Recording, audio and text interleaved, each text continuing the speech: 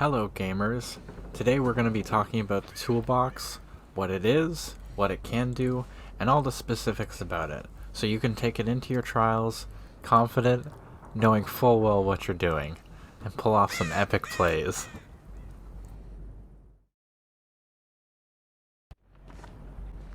A toolbox's main function is to repair a generator faster. It can repair generators from 50 to upwards of 100% faster. However though, it can only be used for a short while.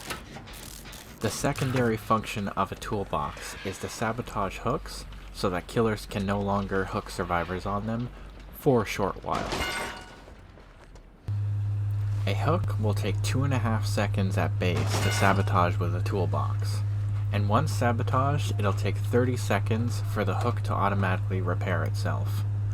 It will also cost you 6 charges off of a toolbox to do a sabotage. A hook can be sabotaged from any direction that you can reach the hook. And also, whenever you sabotage a hook and a killer is not near, they will get a loud noise notification, alerting them that some loud noise has happened in that area.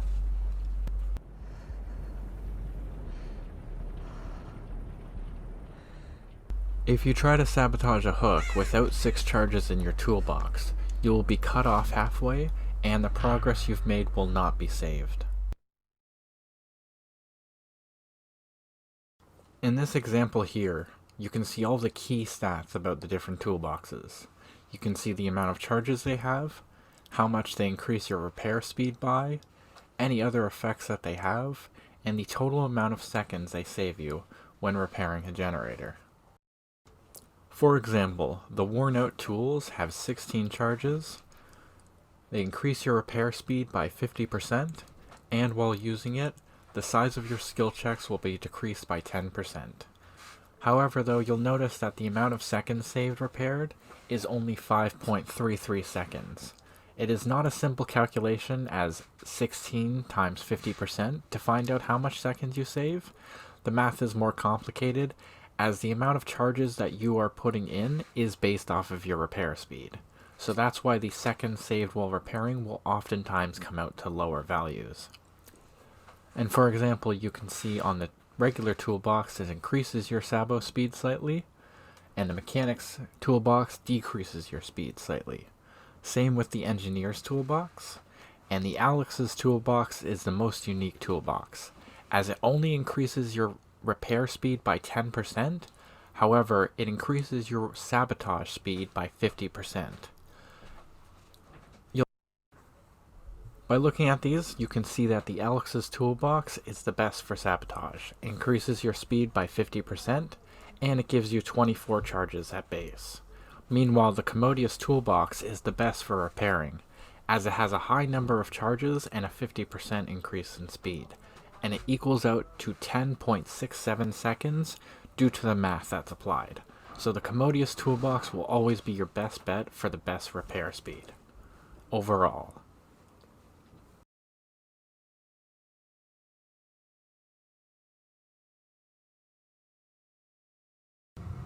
This is a list of all of the add-ons that you can apply to your toolbox and what they will do.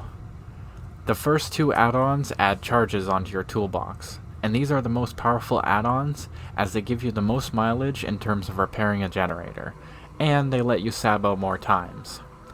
The next set of add-ons increase your repair speed or repairs a certain amount of generators.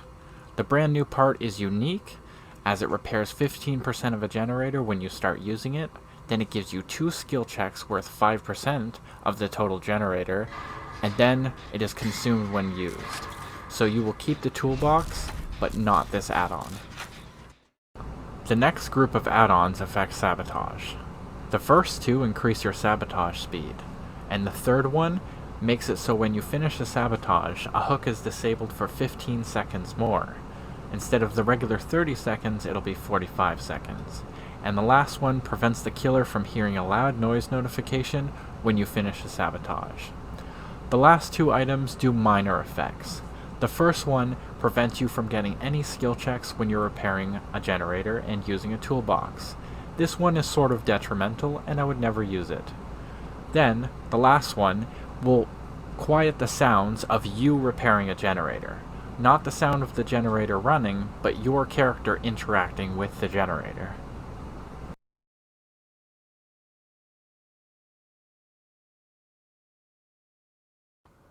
Franklin's Demise is a killer perk that will make you drop your item when you're hit by a basic attack.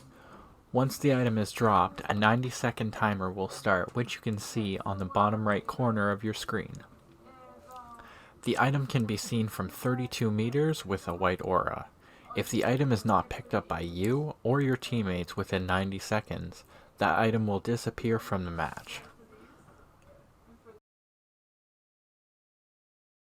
Overwhelming Presence is a killer perk that when survivors are within the killer's terror radius, their item consumption rate is doubled to 200%, which means that you will use up your item twice as fast if you are in the killer's terror radius.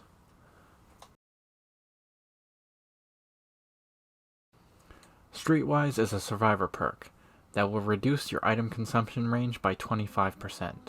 It will also affect any survivors within 8 meters of you and for 15 seconds after they leave your 8-meter range.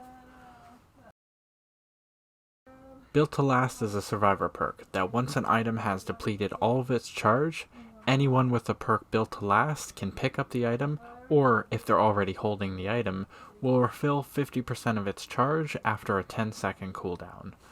This can apply to any item on the map, however Built to Last will only affect an item one time.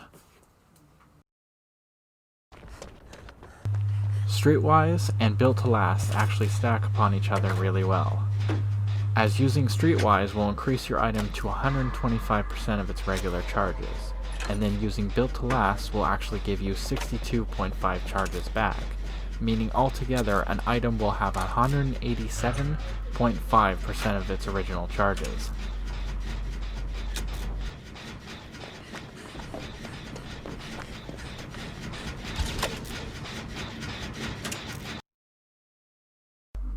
And that is the end of the video. Thank you so much for watching. Hope you learned a thing or two. And if you did, good. And send this to anyone else who you think may learn a thing or two from this.